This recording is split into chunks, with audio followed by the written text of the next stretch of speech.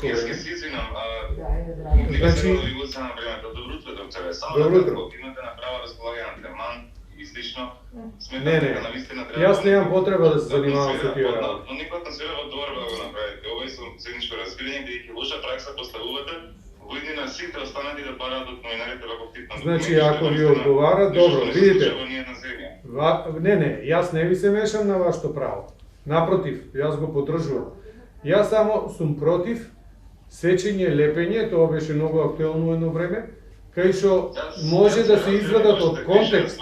Но верувате, со Сашка ве се познаваме, ќе најдете начин да ова не го формализирате. Нема потреба вака пракса на да навистина. Видите, ако опет од светосферава да го. Не, знаете што е? Да, знаете, малку сме пресрекнати, мислам требаше прво да ни кажете, бидејќи ние ќе дојдатме. Ама вие коректно се поставивте со тоа што е етички кодекс и сите тие работи, ми пративте некои прашања. И јас по тие прашања кога ги видов, тие се прашања на кои сум ја одговорил. А што ако ние сакаме нешто, некоја парче, ние тоа. Немам никаков проблем јас со сето тоа. Јас само ама јас ако го потпишам ова, по автоматизам, дури и да не е лепено сечено монтирано, вие ќе имате право мене да ми ви домитува материјалот. Значи може да објавите. Што значи сечено?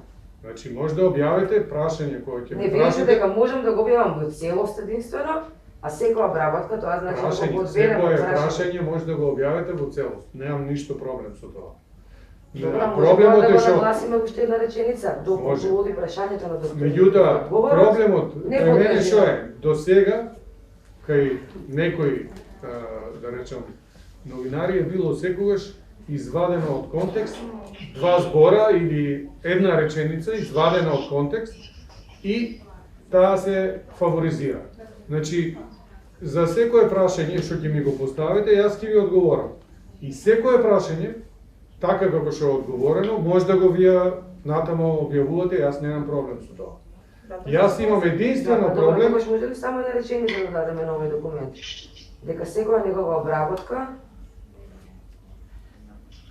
подлежи на претходна согласност, но не и доколку оди прашање со одговор.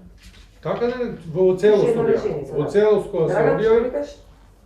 Не, видите, мислам, мене воопшто не сум задоволна од ова.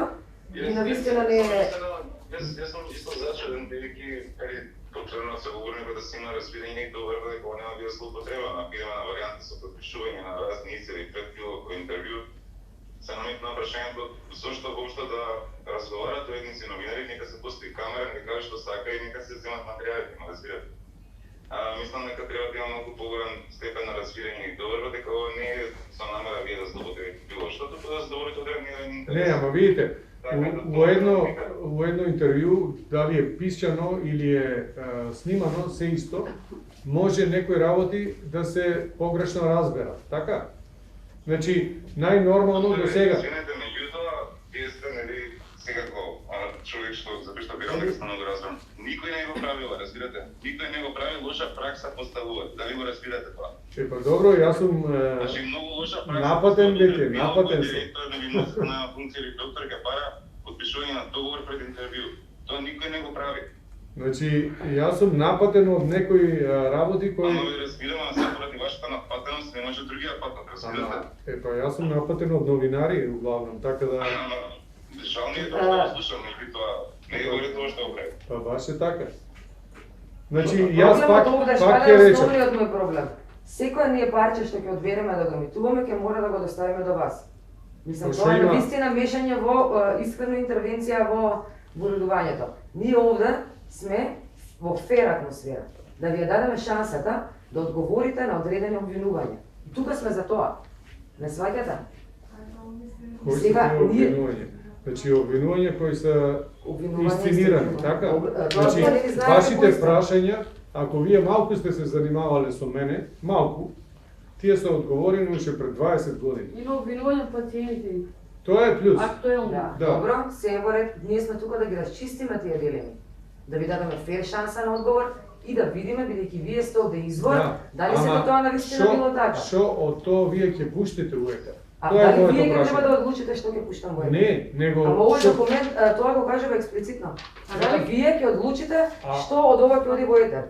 Е, Каде па е добро, тука тогаш не правото може на да јавност правиме да знае? интервју. Ама не Значи, е го ред ние да доаѓаме и Не вие пратиш, Драган? да ми доставите ваков документ 6 Што сака минути да- пред интервју. Што е добро емоцијата да овде? може Ама да може да се консултираме и ние со адвокат. може. Така да не е проблем. Не е професионално, како да ви Така кажам. не треба, така. Можете вчера да не искомуницираат вашите служби, да речат вакви се условите. Па и ние ќе размислевме. Добро Па да пат се соочуваме вака. Навистина ви кажувам, изненадена сум бидејќи тоа доаѓа од ваша страна. А од кој да дојде? Па од моја страна морам Па и ја да се затоа сум заштитам некако. изненадена. Не можам јас да вие од два збораисценирате нешто што има сосем друга конотација, така? Значи, јас немам проблем. Јас стоам и сум тука и ќе седам и ќе разговараме. Меѓутоа, едно прашање не може да се кој да е прашање. Па добро имате ваша камера, бекап имате, значи.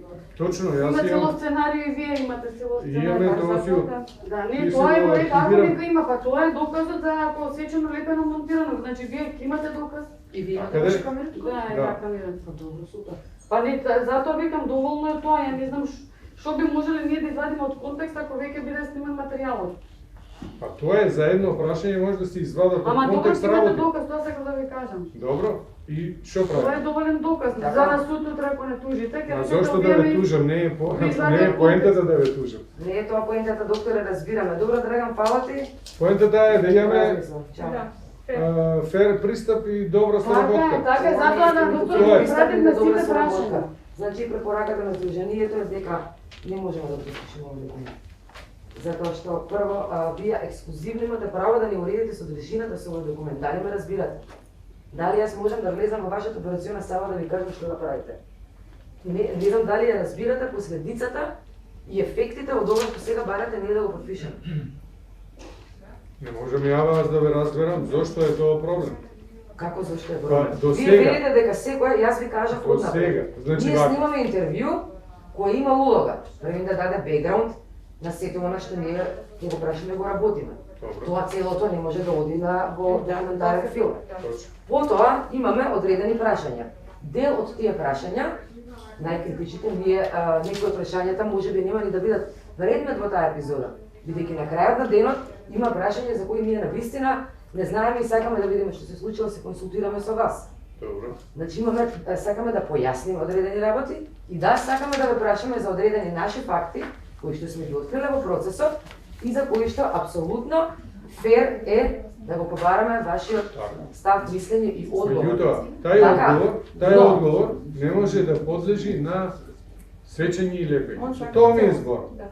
Значи, ако вие ме Тоа е прашате, мешање во моето право да уредам содржината. Ако одговорот, вие може би го избегнувате одговорот 10 минути. нема да го Така избегнем. пример.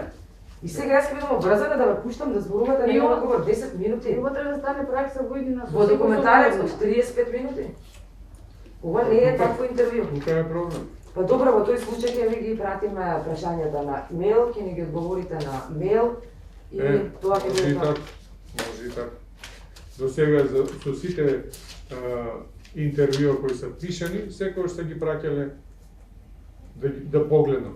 Па ништо не сум изменувал, освен ако нема некоја, не знам, Да, ама Не овој разбирам. документ, тоа треба да биде на мојата доверба дека ќе биде така. Така, бидејќи Да. овој документ експлицитно ви дава право да ми кажете може да иде од 0,3 секунди до 0,5, не може да иде од 0,7, тоа ви не, го дава вие, тоа сега, право. вие ако одите у таа друга Ама крайност, добро, јас ви кажувам не е правда поентата. како што ми Јас- што е ова што сум- јас го потпишувам. Да. Значи, поентата е да вашите прашања, у кои ја гледам и инструираност и голема идеологија, сакам да имам можност да се заштитам. Бидејќи вие можете работите да ги извртите така, да добијат сосем друга конотација, која нема врска со ништо. Да. И тука е нештото што јас сакам да лично, јас себе да се Јас ве заштитам. разбирам. Ништо повеќе. Ами моја одговорност е да ја заштитам нацијата. Кој? Што? Не сме наговорила, колеги, отвориме патот за цензура на другите колеги. Да. Ме разбирате? И многу Дали работи ние има ќе го- што се и како што треба да се испитуваат, нели? Апсолутно. Так. И од сето тоа ја не сум видел нешто дека се испитува. не испитувате у јавно здравство како се прават операциите, како се наплаќат, дека у јавно здравство има приватна Ние пракса. ви испитува фондот. Не, за јавното здравство сака, корупцијата во јавното здравство. Значи, тоа сето е најнормално. Дека у јавното здравство му викат на пациентот: отиди кај Жан Митрев, тамо кошта операцијата 5000 евра, ние ќе те оперираме за половина. Тоа не го испитуват. А господине Мидера, доколку го отворите нашиот вебсайт, ќе видите. Јас го отворив, само за мене видов што Не, пишува. За тебе само за вас видов, а не видовте за другите. Па Вие видов. може би имате селективни погледи на работите, го гледате она што ви се допаѓа. Треба да ги видите сите работи. На крајот на денот, ние овде не сме да јас да ја бранам мојата работа, ниту вие да ја браните вашата работа. Еве што сте пишеле, еве, гледам што сте пишеле. Ама добро, зашто ми го кажува тоа?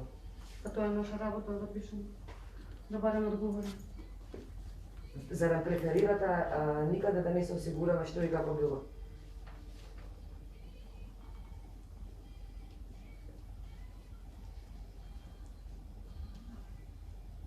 А ви го препратија мејлот од колегите при службата? Еве го. Не, тоа не е, тоа е официјалниот одговор. Ја да ви го препратам.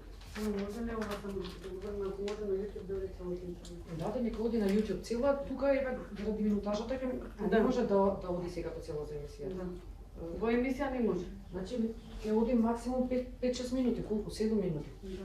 Не може повеќе од тоа. Ама на YouTube на каналот Цело. на редакција нека си оди цело, Да. без никаква монтажа. Да. Окей, може така да се Да, може и така да се. Може да може. Може тоа да го додадете тука до... Ама зашто документот не кажам? дека нашата емисија е обично Добро. на живо. Океј, имаме договор, така? Иде цела на редакција и оди и сечу. Ајде да почнеме, затоа што касниме веќе многу, го задржавме докторот и имаме голема екипа. Можеме да седнеме? И вече, Доктора на кажајќи. Ајде. Да го извртеме, така како што ги одговара, така? Гледа се од интенција. И едностранни прашања.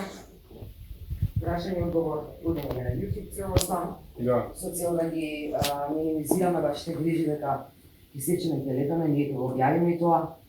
Мислам дека нема да е проблематично. Исто така не значи дека се може би некој од овие прашања, затоа ви велам, тука сме да ги расчистиме дилемите. Така. Може би некој од овие работи, вие ќе ми дадете друга перспектива, која понатаму во доказната постапка ќе се покаже дека не е точно тоа, секако не би да Фирмата на таа наша што се работи. Камери тоа роди, може да го Факт чек процедура. Може да почнете да бъдете спремни, камери одат, тоа роди.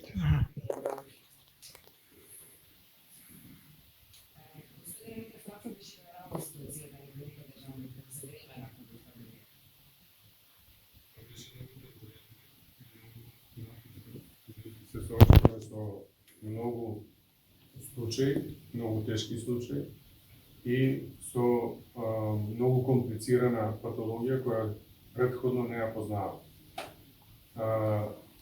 Ние бевме спремни многу пред тоа, спремни од секој поглед. Прво од технички и од она што значи медицински. Не, да подсетам, ние беме и првите кои диагностицираме корона во Македонија. Почнавме со генетска лабораторија едно 3 години пред појавата на корона и тогаш малку се чудеа луѓето кога јас зборував за генетика дека е неопходна за многу болести да се превенират или да се лекуват адекватно. Короната кога дојде, се случи бум на генетски испитувања и сето тоа ние секако бевме спремни по сите стандарди и по сите тие најнови критериуми да се справуваме со тоа. Од друга страна, болницата е така концепирана, уште од самата градба, да е една од ретките болници во Европа која можеше да секоја особа ја претвори во негативен притисок. И исто така бевме спремни затоа што болницата располагаше тогаш со 80 интензивни кревети.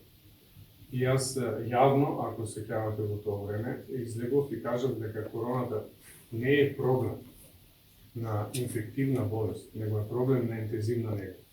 Бидејќи тамо е смртност. И таму, за жал се покажа во цела Европа, дека најтесното грло беше интензивната нега.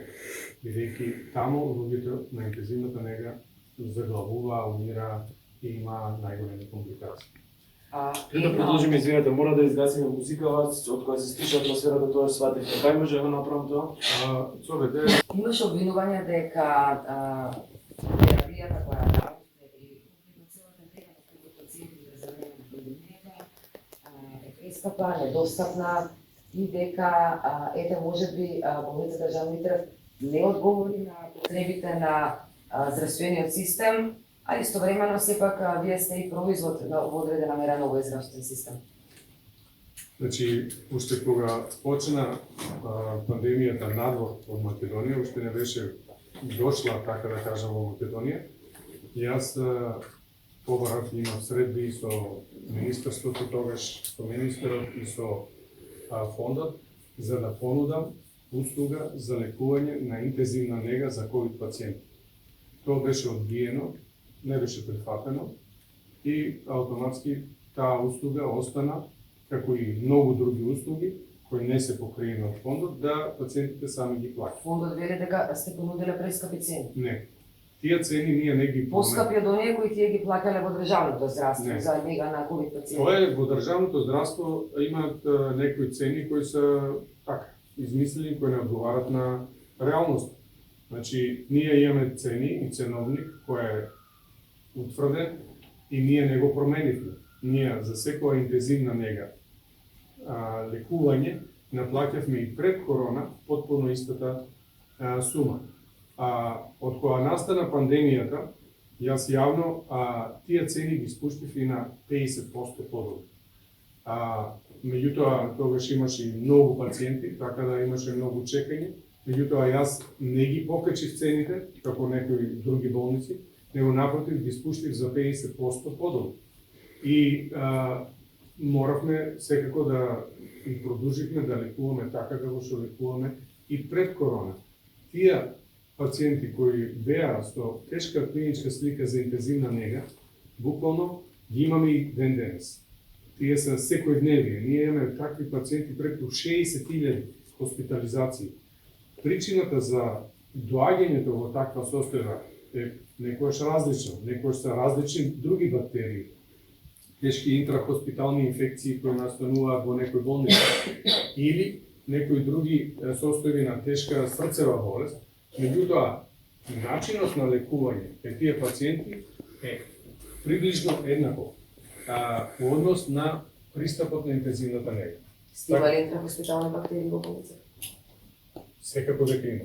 И тоа е Во секојдневие. периодот на пандемијата, во тие 2 години, дали Се- сте пријавиле некаква интрахоспитална бактерија во Значи- Центарот за јавно здравје? Така, ние ги пријавуваме сите тие, имаме и таков систем, и докторката што беше и Зема Брисеви е одговорна за сето тоа, водиме многу строга статистика за интрахоспитални инфекции, имаме меѓународна студија во која сме уклучени веќе години уназад. Но во точно во периодот, извинете докторе, од 2019 до 2021, во тие 2 години, дали сте пријавиле? Да. Од Центарот за јавно здравје тврдат дека не сте пријавиле, истото го потврдија Значи- во институтот каде што е директорка господината Букова и истото го кажа и во Министерството за здравство. Значи, ќе ги провериме, докторката е тука, ќе провериме, она е одговорна за таа работа, значи она е микробиолог, кој ги следи сите тие активности. Ние тие активности ги, пак ќе речем, водиме у една меѓународна студија и сите тие работи и таму ги пријавуваме. Значи, баш ќе Кратко, проверам. да не Баш ќе само да не проверам. ги заборавиме бактериите, дека сме кај тоа. Ова е случајот на семејството Брезеви, за која ви најавивме дека сакаме да разговараме. Тие се жалат на нивните обвинувања се дека станува збор за исклучителна негрижа, дека се потрошиле огромни суми на пари. Пациентот доаѓа како ковид болен во поприлично според она што го знае семејството болесна состојба и на крајот умира од не е толку јасно, меѓутоа очигледно имало акутен абдомен се случил Според нивните тврдења, тој добил многу интрахоспитални бактерии. 5, од кои најмалку 2 се сериозно позитивни бактери. Дали сте чуле за ова? Бидејќи со вас разговараме, се обидувале да ги Да, разговаравме секако. Видите, у корона пациентите знаеме дека прво добиваат голем проблем со имуниот систем. И бактериите обично се накалемуваат на тај пат на имуниот систем. А во Македонија, генерално, во третманот на ковид пациентите се форсираше антибиотска терапија. Антибиотската терапија, се мора малку медицински да разговараме, антибиотската терапија се даваше, да не кажам вака народски, на кило. Значи одма се дава најјаките лекови што постоја како на слепо. И се веруваше дека на тој начин ќе се спречи короната. Тоа што предизвика? Кај илјадници пациенти предизвика така наречена суперинфекција. Значи, вие ако дадете таков јак антибиотик, тој уништува се. И тогаш само тие мултирезистентните бактерии кои организамот, пациентот и така ги носи со себе, и со паднатиот имунитет, тогаш тие букнуваат и тогаш е нормално најтешко да се справи со нив. Сакам да кажам дека кога некој нешто обвинува, треба и да знае и да слуша некој барем експерти, а не. Бактерии? Имаше многу пациенти со многу бактерии. Значи, секојдневно Ама ни еден не е пријавен, господин Мидер. Можете ли тоа да го проверите? Тоа мора да го проверам, не ми се верува дека не е пријавен.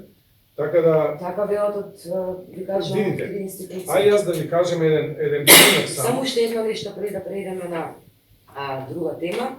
Во известувањето кое болницата, како семејството Березина одлучува да го носи пациентот и во странство на лекување во последните обиди да го спаси, вие им давате еден извештај за странските колеги да видат што се случува. И тука не се спомнати ниту една од овие сите бактерии. За Брезин тој беше пациент кој... Имате лабораториите од сите бактерии. Чекай, ги мешате малку пациентите. Значи, пациентот кој он не беше од корона, него он беше мозочен удар. Така, и оди на рехабилитација у Словенија. Тоа е Сарагинос. Сарагинос беше. Ова е Брезин. Добро. Добро, што ме прашате? Извинете, имам алергија. Прашањето ми е, ако веќе сте знаеле, кои сами утврдите дека овие сите бактерии постојале, само сега да ги видите вашето извештаје кои сте издадени, зошто тогаш не сте го ставиле тоа ниту во извештајот кој испратен во болницата во странство? Ова е пратено во болница во Швајцарија. Замислете да го примеле пациент со 5 бактерии, од кои една е Ацетобактер. Да. Имате ли обврска како доктор да ви Значи, ние комуницираме и директно со луѓето, значи, отпуснато писмо се пишуваат работи, не може се да се напише, и на крајот има комуникација која... Која е отпуснато писмо? Извештајот од болницата во странство? Да. Го нема, мислам, да отпуснато писмо. Дали треба да се пријави Ацетобактер? Дали е тоа одговорната работа која треба да направи? Само сакам да ви кажам дека Ацетобактер... Значи треба така? Да. Значи, можеме ние да се фаќаме за вакви ситници нормално, меѓутоа сите тие работи јас ќе ги проверам уште еднаш каде е ако е нешто пропуштено. Добро, ќе оставиме за тој простор да ги проверите дополнително, ако имате да ни спратите нешто. А дали може само кратко, дечки, вода да ми даде некој може? Не. Извинете. Само секунду. Сега може. Хемофилтрацијата.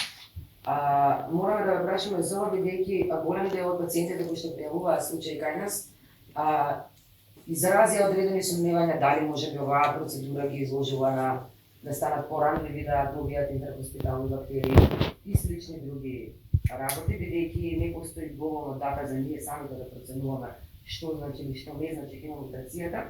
Ме интересира зашто се решивте толку голем број пациентите да ги ставите на хемофилтрација. Ние со хемофилтрацијата почнавме уште од моето доаѓање, значи од 2000 година. И ги поминав сите можни фази на лекување во тој дел. Зошто? Затоа што беше многу рано познато дека кардиохируршките пациенти кога се стават на екстракорпорална циркулација доживуваат така наречен СИРС синдром, значи активација на имунолошкиот одговор на организмот према контактот со страното тело, тоа е со цревата низ кој циркулира крв. И кај некои пациенти тоа беше буквално нелечливо. И така настана таа хемофилтрација, затоа што тие пациенти развиваа еден вид на инфекција, а немаа инфекција. Значи, тоа е СИРС синдром, опишан во литература, и то уште кога бев во Германија, дури имавме и разни некои истражувања од тоа време. Така да кажем, тоа е еден процес, кај што кога дојдов тука пред 22 години, почнавме со тие диализи, тогаш донесов најмодерниот апарат во тоа време. Меѓутоа, тоа пациентите и потешко го поднесуваат. И целиот процес на развојот на таа технологија ние буквално го следевме во континуитет.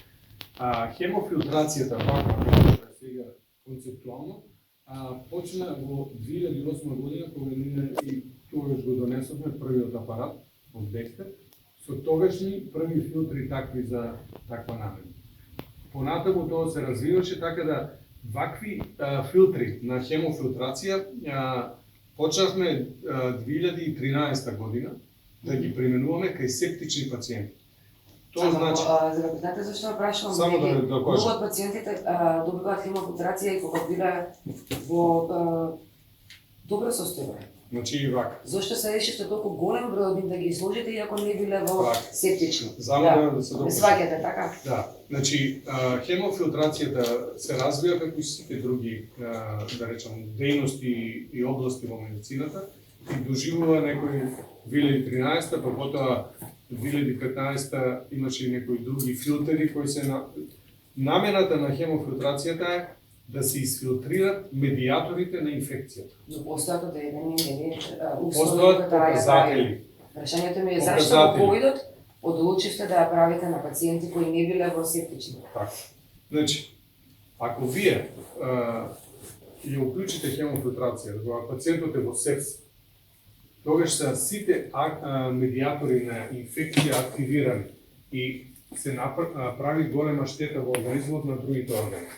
И хемофилтрацијата, тоа сме го виделе многу, имаме и публицирано, и објавувано, и одено по тие некои симпозиуми, колку покасно се вклучува, толку ефектноста е постала. Затоа што тие медиатори кои ја предизвикуваат инфекцијата, се од почетокот. Септичен пациент, како пациент, може да ме го опишете? Вака се. Бидејќи тоа е покасно е... Ние у болницата почнавме да... Значи сметате дека требало порано? Само ако може да ви докажам, бидејќи ова е висока медицина, така да не се работи за 2 секунди, меѓутоа ако можеме да се разбереме. Ние први во болницата почнавме уште многу одамна да го испитуваме интерлеукинот, како еден од главните медиатори на активација на инфекција во организмот. Такво испитување не се правеше нигде во државата и ако некој требаше да прави за некои научни, тоа се правеше по Швајцарија, по Германија и така натаму. Ние тоа го воведовме во секојдневната пракса. Тоа значиш дека кога ќе доеше кај нас пациент или пациент после операција и ние меревме интерлеукин покрај другите параметри, кој беше предиктор најмалку 2 дена пред почнување на инфекција. Значи, он прво се активира, тоа се интерлеукини кои настануваат како реакција на белите крвни зрнца, на одбрамбената на организмот, дека тие добиват информација дека во организмот ќе настане голема инфекција. И тоа покачување на интерлеукинот беше апсолутна индикација да се вклучи хемофилтрација. И кога такви пациенти вклучувавме на хемофилтрација, комплетно се изгубеше можноста, бидејќи го филтриравме целиот тој агенс кој циркулира во крвта и спречувавме да дојде до сепса. Ако веќе сепсата дојде, тогаш и хемофилтрацијата има многу поограничени можности. Значи, Во вашето прашање, во вашето може да се прашање, дава пред да настапи цитокинска бура. апсолутно. Тоа е Меѓутоа, правата препораката на индикација. FDA, на која вие самиот се повикувавте во јавните интервјуа, бидејќи се спореше и беше контроверзно Точно. дали треба или не во COVID. Точно. Вие самиот рековте дека се водите од препораката на FDA, каде што експлицитно се пишува дека се дава FDA пациенти во цитокинска бура. FDA ја А вие направи. туку што ми кажавте дека сметате дека и вашите претходни истражувања и Точно. експерименти во И болницата, тоа се нашите искуства. значи тоа се ние- вашите искуства. Апсолутно. Значи Аха. имаме искуства кои со кои малку која држава може да се пофали. Со жал, сето тоа ќе се сврти во негативно. Меѓутоа тоа е. Ако вие и го фатите механизмот пред да настане, тогаш е вистинската индикација за хемофилтрација. И тогаш се ефектите огромни. И тоа го гледаме ние во секојдневната Добро, ма наша сметате пракса. дека препораката на FDA, бидејќи вие од вашите FDA интервјуа само одобрува, тој третма. А не вели Одобрува кога тој- да го вклучите. апсолутно вели кога, вели дека се користи во исклучителни ситуации кога состојбите се тешки. Дали мислите дека FDA толку приуранети или неточни заклучоци ги дава, бидејќи вие сепак се повикувавте на нив? Мислам, има ваши интервјуа. Точно. Тоа беше затоа што имаше коментари дека нели јас правам нешто што сум измислил не знам како, дека тоа не било потврдено, а тоа беше потврдено баш во тоа време, нели? И затоа се повикав на FDA дека за да речеме за хемофилтрацијата, за ковид пациенти, после година дена се објави во Германија дека има ефект. Каде, дали може LinkedIn? Па имаше на вести негде у Берлин беа објавиле дека хемофилтрацијата применета кај ковид пациенти, и ако гледавте вест у тоа време од странство, секој интензивна нега малте не имаше хемофилтрација покрај секој пациент. Да речеме, Сакам да инфективната кажам- клиника немаше во Скопје, Така, а тие не знаеа за тоа. 2020 23% смртност на ковид пациенти е кај вас, а 20 кај нив. Вака се. А сепак станува збор за државната инфективна клиника, која оперираше со далеко помали ресурси по пациент од онегои што вие Ние ги обработите. примавме пациенти, Сакам знаете да како? кажам, они не правеа хемофилтрација, го немаат тоа решение, а сепак како за државна институција имаат подобар Тоа е ваше перформанс. тумачење, Не знаете е зашто? тумачење, тоа е тоа се Не, податоци од тоа не е статистика. така. Ако во медицината така би било круши и јабуки, би било супер. Добро. Меѓутоа, треба да знаете какви пациенти доаѓаа кај нас. Ако сакате, ние можеме да ви ги дадеме и сликите документирани. Така. Значи, пациенти кои доаѓаа со 30% сатурација, пациенти кои доаѓаа без кислород, транспортирани од не знам која болница, која со денови лежеле у така наречена болница или интензивна болница, со денови, 10-15 дена, лекувани, така наречено лекувани со огромни дози на кортикостероиди, со огромни дози на антибиотици, со огромни дози на лекови кои воопшто не беа за таа намена. Значи, ние ги примавме пациентите тие кои буквално немаа шанс. Или пациенти кои, кога веќе почнуваше да се влошуваат и фамилијата гледаше дека тој пациент веќе тамо нема шанса, тогаш го праќаа кај Но нас. господинот Брезев и многу од луѓето со кои разговараме, напротив, не се такви случаи, туку се случаи на луѓе кои доаѓаат во поприлично добра состојба, со висока сатурација, Значи, вака, со никакви да- проблеми, да не значи зборем. сте имали и такви пациенти, така? Ние имавме илјадници пациенти на COVID. Илјадници, кои спасивме од нив еден многу добар дел, што сигурно ќе беа. А колку сте спасиле? Колкава е процентот? Имаме ги сите бројки, ние ги Може да ни објавувавме кажете? и ќе ви ги кажеме, сега не ги знам напамет. Статистиката на успешност на... Имаме се можеме да ви демонстрираме и како сме лекували и што. Ние се тоа и нудевме на докторите у тоа време, меѓутоа никој не покаже интерес, него само вака напад, дека нешто правиме, не знам што. Вака сега. Сето тоа што сме го работиле е строго документирано. Имаме ги сите податоци. Ние сме на крајот и сертифицирана болница и имаме електронска документација која не можете баш така да манипулирате, бидејќи оде по некој редослед. Дека у илјадници пациенти ќе се најдат некои кои се незадоволни, тоа е разбирливо. Поготово кога исходот е негативен. И тоа е разбирливо. Јас имав пациент кој дојде пред 10 повеќе години, како акутен инфаркт, во тешка состојба. И му направивме брзо, значи, диагностика, стентирање, и буквално човекот го спасивме. За 3-4 дена си отиде дома.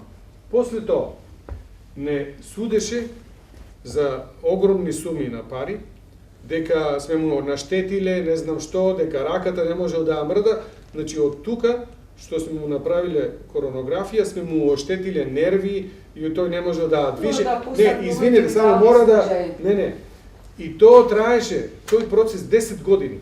И тој одеше по разни... Ние му направивме компјутер тука се и му видовме дека и таа артерија низ која сме поминеле беше отворена. Немаше никаков проблем за да има он реален проблем со...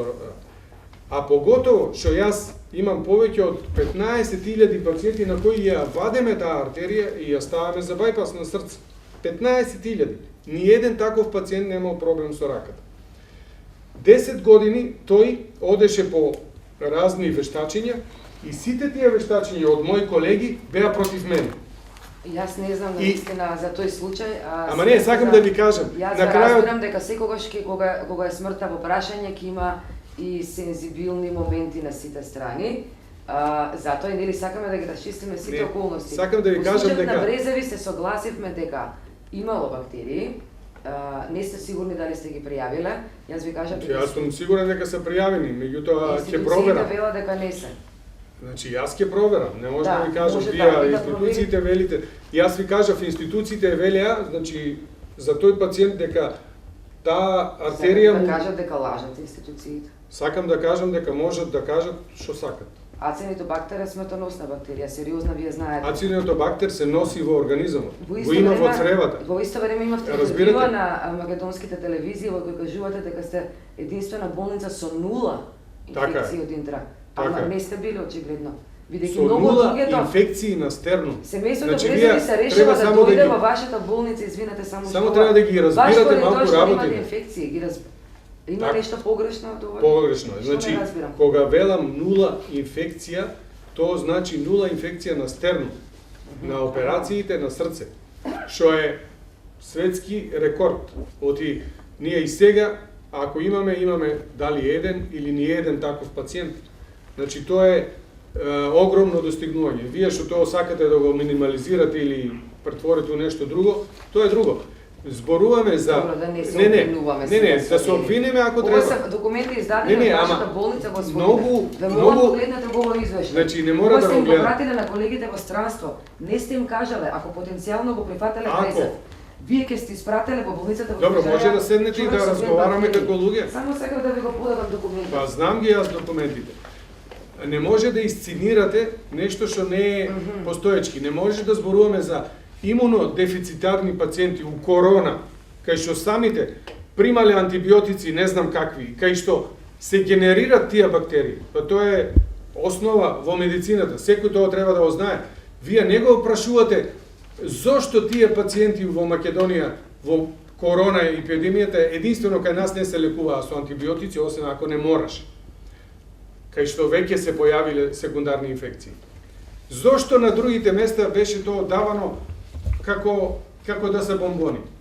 Тоа не е битно, нели? И сега вие ги вртите работите и викате тука имало инфекции. Извинете. Тоа се пациенти кои кога се третират со антибиотици. Тоа се пациенти кои платиле 5-6.000 евра за своето лекување, ме разбирате малку работите. Извинете, дали тоа платиле 5-6.000, јас можам само да проверам и да ја кажам дека не е така.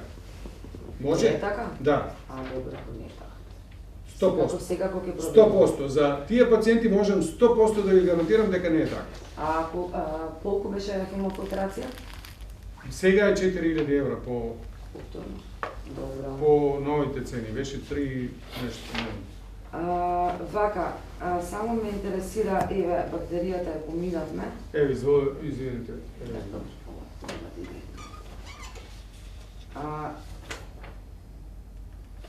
Како се пријавуваат случаите пациентите влегуваат со COVID, нели? Заразени, меѓутоа се настануваат можеби одредени компликации во текот на лекувањето и на крајот излегуваат може би умираат од нешто друго, како во овој случај. Или Значи, у COVID Тие како ги пациентите, пријавувате, како секако, починати од како и сите други, да. Значи, у COVID патологијата, у светски рамки се покажа дека е непредвидлива во однос на смртниот исход. Зошто?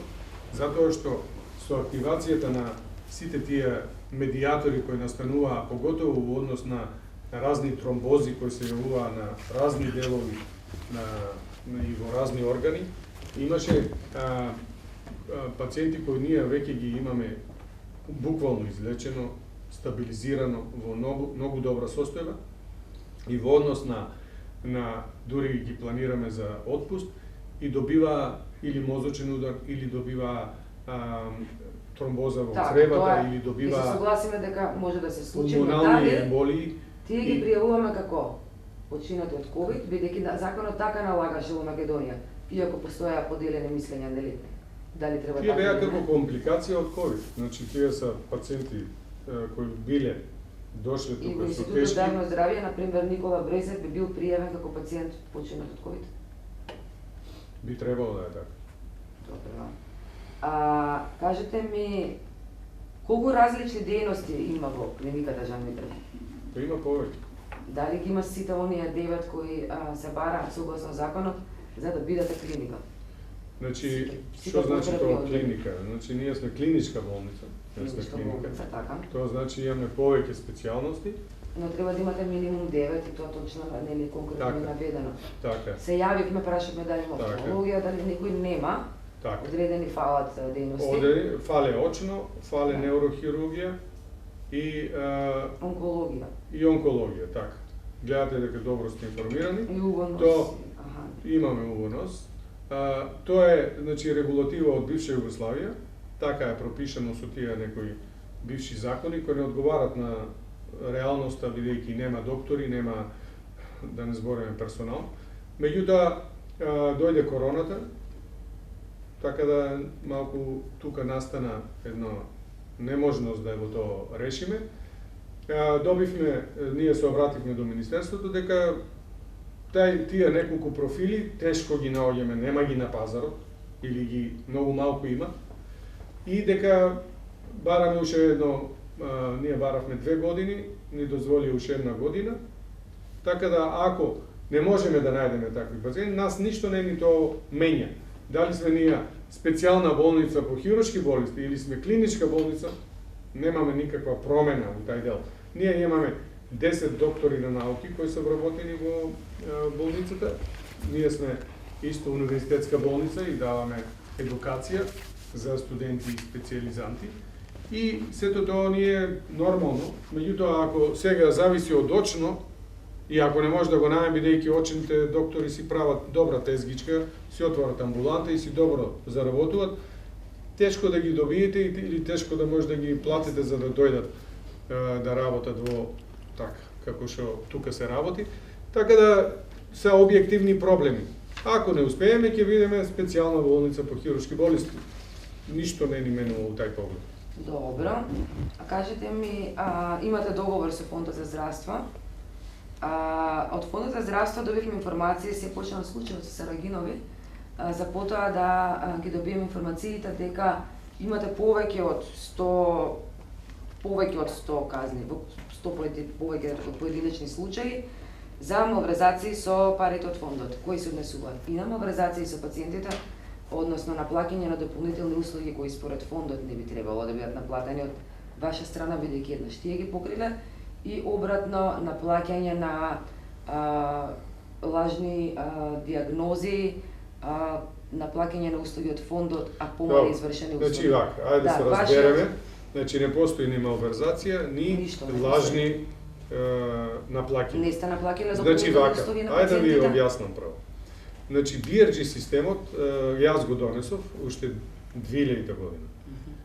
И првиот договор кој го направивме со фондот е по DRG системот 2002 година. Тогаш фаќаа два DRG-а. Обична операција на срце и сложена операција. И фондот плаќа по DRG услуга. Значи тој не плаќа ништо друго, него ја плаќа таа операција. Потоа 2004 година, за ваша информација, се воведе DRG-то во Германија. Значи тоа е диагноза related groups. Една диагноза која е да речем поврзана, опфаќа еден паушал. И они плаќаат еден паушал и тоа е тоа. И нив не ги интересира каква додатна операција оти порано се што се работеше, барем во Германија, се додатно фактурираше, нели? И тоа беше една голема администрација. И тоа беше целта да се намали таа администрација. Тој начин на комуникација јас го донесов тука во Македонија, склучивме договор со фондот и се овозможи во Македонија во вакви услови, значи со висок стандард, да се лекуваат сите пациенти бесплатно до ден денес. И јас сум на тоа многу горд. Дека до ден денес најсоцијалните случаи добиваат иста услуга тука во високо приватна болница.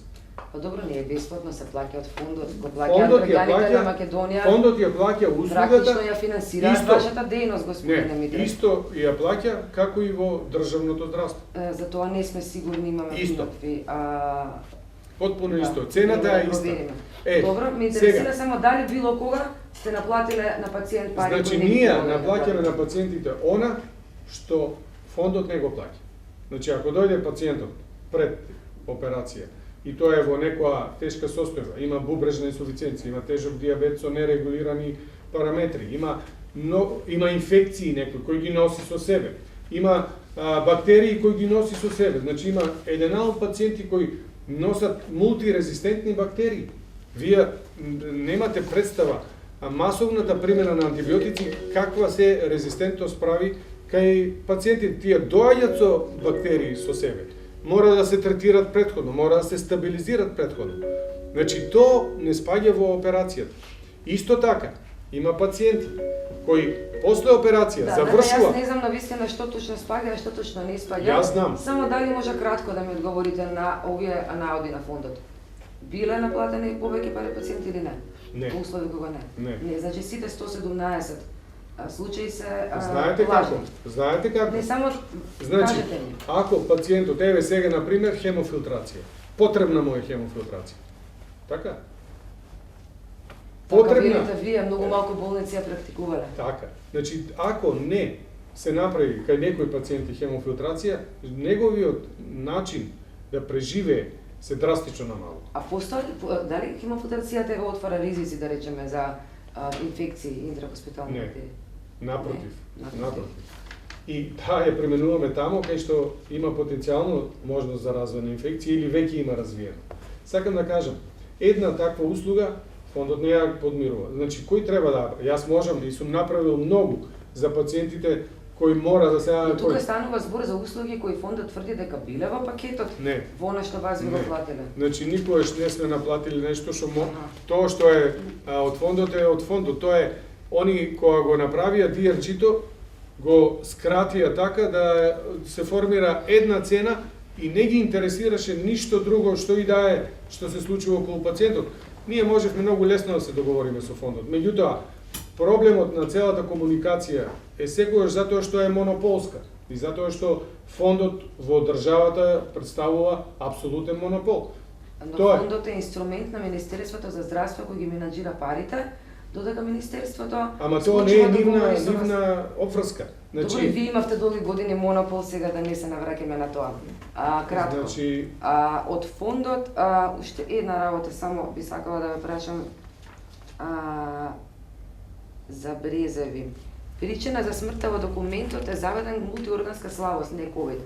Ќе ја проверите, да молам оваа работа чисто да ни потврдите. Добро, ковид е причината, мултиорганска слабост е... Ама нековте дека ги пријавувате пациентите како ковид починати, ако дошле починати од ковид без разлика на компликации. Добро, ама што е поентата? Значи, тоа се медицински документи кои се праќаат таму кај што треба и тоа е тоа. Ако е мултиорганска слабост, причината е може би да видиме дали се пратени. Ама сега ако дражеме јајцето влакно ќе најме не знам што, ама значи се праќаат... Господине Митрев, зборуваме за семејство и живи луѓе. Значи зборуваме за нешто што не е место кај треба да озборуваме. Значи ние не можеме, тоа можеме да озбореме на стручни, на Не знам кои собери кај што можат луѓето кои разбираат. Вака има многу можности за манипулации. Разбирате? Тоа е тоа што сакам да го кажам. Добро, импозантна е вашата биографија, реално ако гледаме. Сакаме само една мала кларификација. Која точно година и каде е вашата специализација по кардиохирургија? Во Германија, значи јас Точната година кога се специализиравте и колку време тоа ви зема? Значи јас во Германија почнав 90-та година. Во која институција и во која година станавте субспециализиравте кардиохирург? Во Германија 91 година. 91 година бевте субспециализација имавте по кардиохирургија. Да. Добро, бевте или не шеф на оддел во болницата АГД? Па значи шеф на оддел, тоа е кога раководите еден оддел, ве викат шеф департмент, нели? Кој оддел? Имавме тогаш два оддели, А и Б. Тоа беше А оддел. Кај што ја бев. Што е А одделот? Па беше како оделение. Еве сега имаме на пример шеф на оддел е некоја си докторка. Не знам на какво оделение. Па оделение кај што пациентите се примат и потоа се збринуваат за спремат се за операција или после операција и така. Да, добро. И се враќате 99-та ако не грешам. Нека да пишува 99-та, некаде 2000-та, да, не можам точно да прочитам. 99-та почна целиот тој. Да, и следната година веќе сте академик. Како станавте академик? Тоа е Што значи таа титула? 2002. Тоа си е титула која таа Академија Платон за некои мои тогашни покренувања во јавноста ми ја доделија без да знам. Тие ме поканија, ми ја доделија, тогаш беа собрани академици од МАНУ. Знаете дека сега еве од медицината ги видовме дека Кедев ќе станува во МАНУ академик, па не интересираше нели колега од филата што значи да си академик, мислам дали се поминува. Па тоа е некоја титула која треба да се даде на некој што ако прави нешто посебно или направил нешто посебно. Тогаш оцениле тие луѓе дека јас сум направил. Луѓето ги знаете? Па тогаш на промоцијата беше професор Таджер, беше Бог да го прости, професор беше председателот тогаш Трајковски. Беа сите тие некои видни луѓе во тоа време. Секако беше професор Клюсев. Значи тоа беше во тоа време, не сум ја тражал. Нем да ме погрешно разберете, нити ме некој тоа не знам, тоа така беше некоја што и на мене дури ми беше и незгодно, се осеќав многу млад, бидејќи јас и во едно интервју, ако сте ги следеле моите интервјуа, сум рекол дека нели тоа се почести за предпензија или за пензионери, а не за тек некој што почнува. За тоа тоа и го прашам. Така да тоа ми остана некако во јавноста, тоа така се преземе во тоа време и така остана сега. Тоа е тоа. Знаете зашто ја прашав за овие работи, бидејќи од архивата која проверувавме баш од вашите почетоци кога доаѓате тука, може да се види дека имало одредени несогласувања, например лекарската комора бивала да ви даде лицензија. Имало шпекулации дали навистина сте специализиран кардиохирург, што се случува? Добро, тоа ги проверивте, нели, во Германија пишавте дали сум трансплантирал или не сум, нели? Па не ни одговориле уште, чекам. Ви одговориле? Одговорија дека не сте биле шеф на оддел, не ни одговориле. Да, ама ви одговориле дека сум работел таму и дека сум трансплантирал. Ни одговорија дека сте биле шеф на оддел, но не знаат во кои капацитети сте биле во болницата и дополнително ќе проверат. Добро да. Да, што не е проблем. Страшно. Да. И ја имате European Business Assembly и Сократ комитетот. Кој ја доделува оваа награда? Не знам, тоа се некои Бидејќи оваа најмногу ја спомнувате во интервјуата, очигледно многу не, значи. тоа у некое време било, знаете. Јас од кога дојдов тука имаше голема бурна реакција.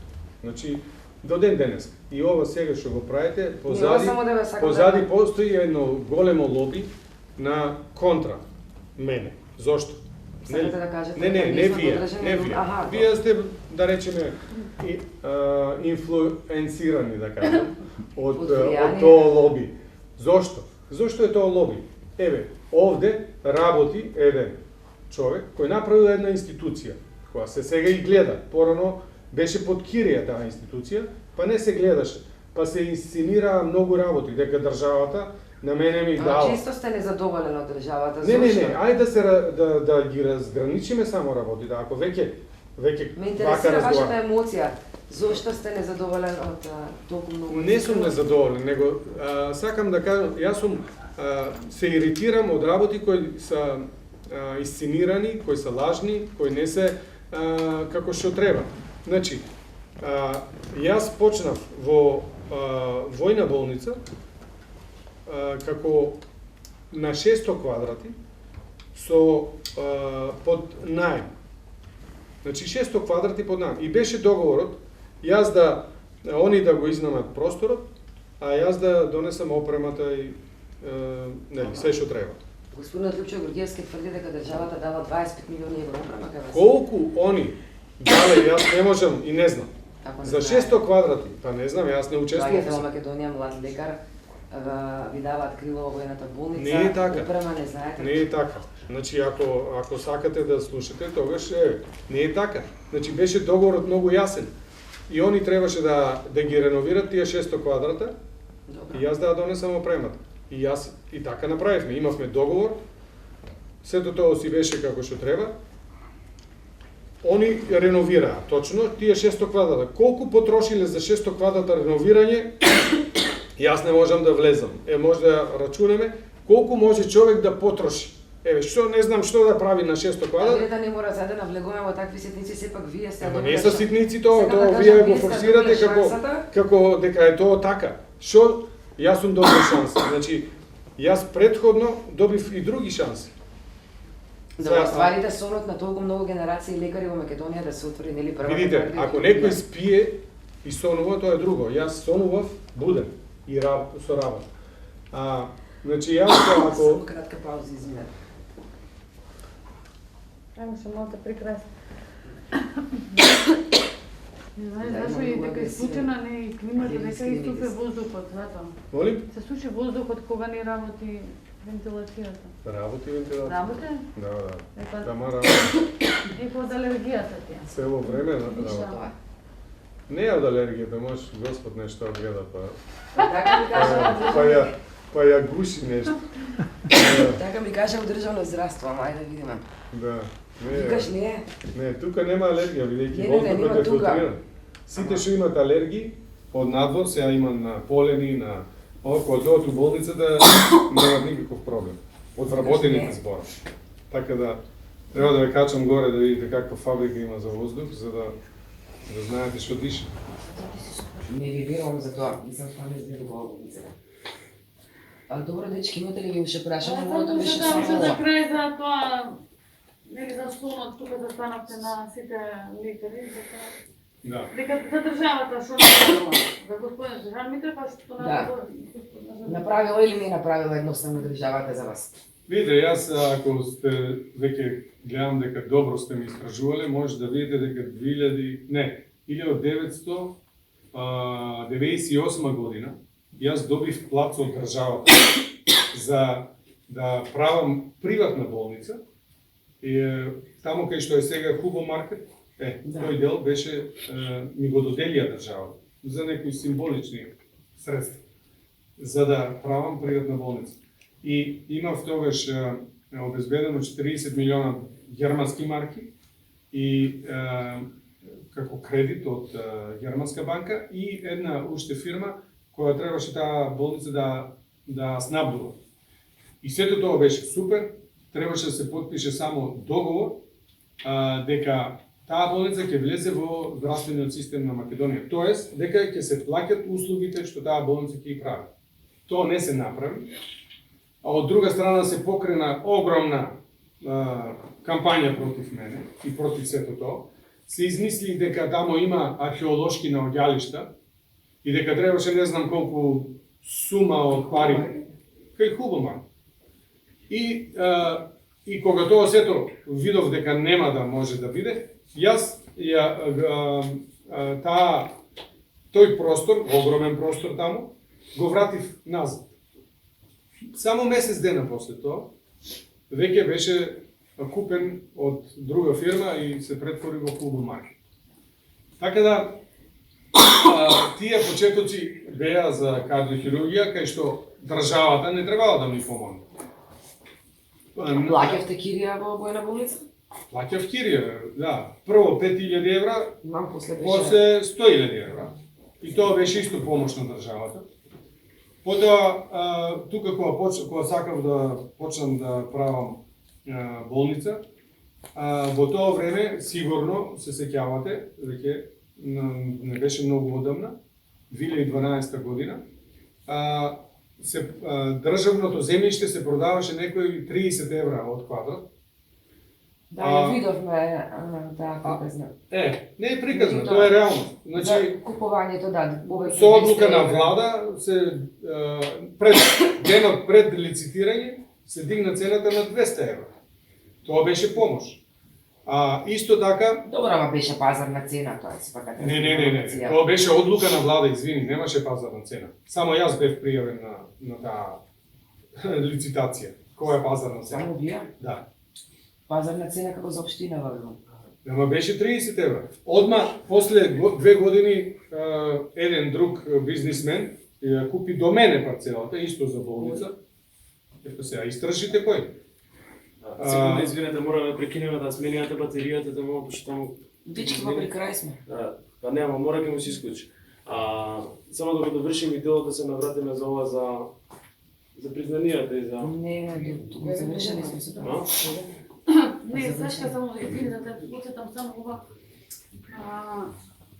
Бидејќи Снежан ми каза позна лекторија сега е нека замитра. Знајето беше за Што го натера? политичките гарнитури. Кој повеќе би се жалел со кој има добра соработка. Бидејќи 20 години е во бизнисот. Значи, ако видите, да. Со кого имавте најдобра соработка изминативе 20 години, бидејќи на крајот на денот природно и нормално и вообичаено да зависат и квалитетот на вашите услуги од соработката со државните институции. Значи, ако гледате уназад сите вие 20 години, воглавно добро беше соработката со оние кои беа во опозиција. Како ќе дојдеа на власт, така се менуваа некако условите и јас што го велам, државното лоби, која е до ден денеска е многу јако и активно, јас и сметав и до ден денеска и сметам. И тоа може да го видите хронолошки, така да моментално не сум ни со едни ни со други, бидејќи, не знам, нема веќе интерес од моја страна да нешто правам повише од ова што сум го направил. Каква беше соработката со министерот Филип Червенко? Па, како и со сите други, да.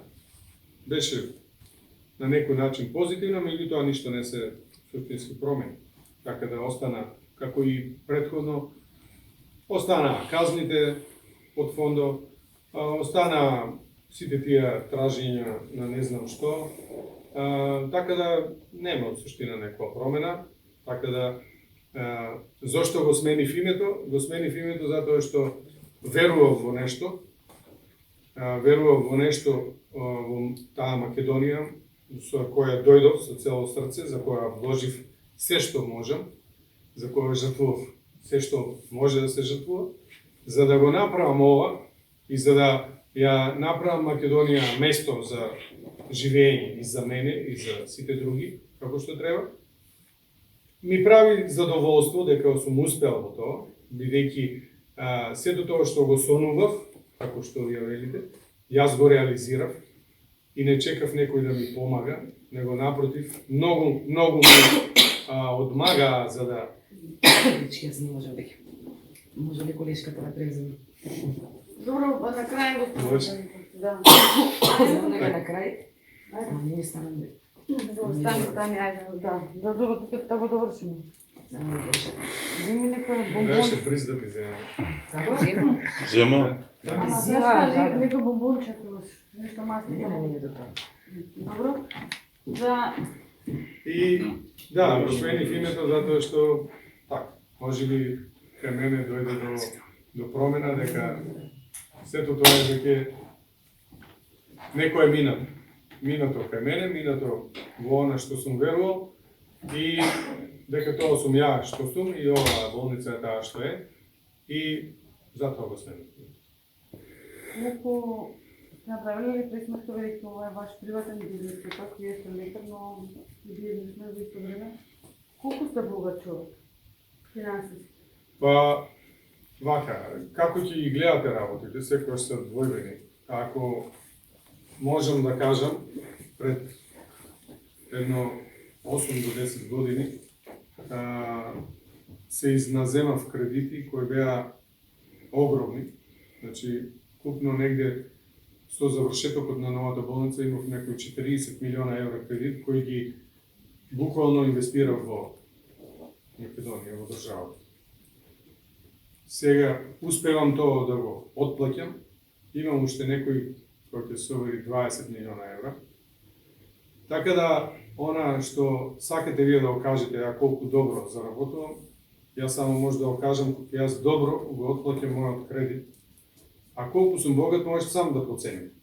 Поти се уште ова е под хипотека на банките и се уште ова не е моја собственост. Така да... Но претпоставувам, не можете да се пожалите за овие 2 години од ковид пандемијата, бидејќи пишувате други медиуми нас, ако не обвинувате дека имате... Не, ја не се жалам, видите. Јас само стварам услови, имам стандарди кои треба да се одржат, не можам да правам компромиси и затоа ја не можев да прифатам уназад сите тие години кога ми нудеа да одам во јавното здравство, затоа што не можев да го прифатам тој компромис во однос на квалитетот на давањето на услугата. Ова е продукт на мојата желба да јас она што го работам како што треба. И оваа болница е направена и толку многу сум се задолжил у интерес пред се на тие пациенти за да го добијат она што е максимум и за кој јас верувам дека тоа е максимум што може во овој момент да се направи за нив. И тоа е една моја лична сатисфакција. Добро, сакам, ова моето последно прашање, бидејќи Сашко изуми да го прашам, во однос на пациентот со Рагинов. Тој не бил ковид пациент, има карта срцева. Видите се, вака. Морам да ве прашам, видите, морам да ве прашам. Многу Значи, не ви го конкретизираме много работа. да ми дозволите да прашам. Ај вака, пациентот само... му се наплатени лекови во вредност од 9000 евра, кои што му Не е биле точно препорачени. Како не е точно? Не е точно. Купени се, Па не е точно од какви може лекови да бидат за 9000 евра. Не е точно, тоа се разни услуги. 540.000 денари се. Значи разни услуги кои се тие направени тука во болницата. Не е тоа лекови. Ама се не може да кажете и Брезеве дека лажате се Рагинови. Ама не, ја не велам ништо кој лажи или кој не лажи. Јас сакам само да ви кажам вака, дека ако ние имаме над 1,5 милион луѓе тука третирани, ако имаме 30-40 операции тешки направени. Значи во Америка, ако веќе се повикувате на Америка, над 60% задоволство на пациентите е добра болница. А ако има веќе близу 70%... Кој ги прави тие? Па по нивните статистики. Па вашите кој ги прави? Па ние ги правиме, јавноста е таа која суди, значи дај Боже да ги прават и некои други. Добро, имате добар пиар маркетинг. Не се работи за пиар маркетинг. Ми така се создава една слика за Не, вашата видите. клиника дека е многу успешна. Ве молам, одговорете ми зошто ги наплати. Видите, не може да ви кажам некоја конкретна работа за нешто што... Ова прашање за Сарагинов само одговорите Дојде до и вас. толку Боже. се интервјуто Да, завршува готово. мајата, молам. Да, готово, па добро сакам да Не, бидејќи да немаме дебата и дискусија. добро, бидејќи се бидејќи се мисли да се обрати кај нас. Се обратило во фондот и сега фондот констатирал дека Значи, не можам да се, сега не ме држите за збор, не можам да се сетам. Меѓутоа, ако они имат платено нешто, тоа е платено, тој лежише, мислам дека, не знам колку сега, не ме држите за збор, 2 месеца, 3 месеца. Да, подолго време. Лежише тука на интензивна рехабилитација. И ако нешто платиле за тие услуги кои сме ги ние правили како рехабилитација, а нема врска тоа со операција. Така да, сега, знаете, секој кој плати нешто, има време што сакат од тоа сето да направат, не знам што. Така да, и легитимно е некои луѓе да бидат незадоволни. Јас не можам да бидам, да кажам дека сите 100% се задоволни. Меѓутоа, ако кај нас пациентите се 95% задоволни, па ние сме постигнале огромна огромна бројка и огромен квалитет. Вие не можете пациентите да ги лажете. Мојата препорака, ја немам пиар, не знам како. Ја имам моментално еден кој е вработен у пиар. Другата е на болување и толку. Значи, јас немам организирана кампања. Јас не правам, не знам какви, едноставно не го правам тоа. Не сум го правил и порано. Повеќе са пиаром бил негативните напади кои се претварат во нешто позитивно, бидејќи јавноста знае да одлучи на крајот, бидејќи онаа пропаганда која викат мунд со мунд или од уста на уста задоволен пациент што препорачува, таа е она што мене ме одржало овие 22 години. Добро, за крај, ако имате уште нешто да додаете, што ми да прашате, тоа е. Па добро, гледам дека имаме многу теми кои можеме да ги разглобиме, бидејќи некои работи се забраваат, бидејќи нешто е многу одамна. И јас не си верувам дека некои работи почне пред 35 години. И така, добро е да се подсетиме за некои работи. Близу може би сум пензија, па ќе... Власта уште. Па добро. Релативно. Ви благодарим, бидете сашта. Ако сакаш ти да се, бидејќи ти го сега. Ако сакате на крај да се ставлокодеш, или нема потреба? Нема потреба, знаеш каде е многу кадра? Не, джаво се како изгледа. Не прави штета. Ова е квалитетно некако. Скапо кошта. Тешко се крши. И ви ги бесачка наградите што ти имаш? Тоа?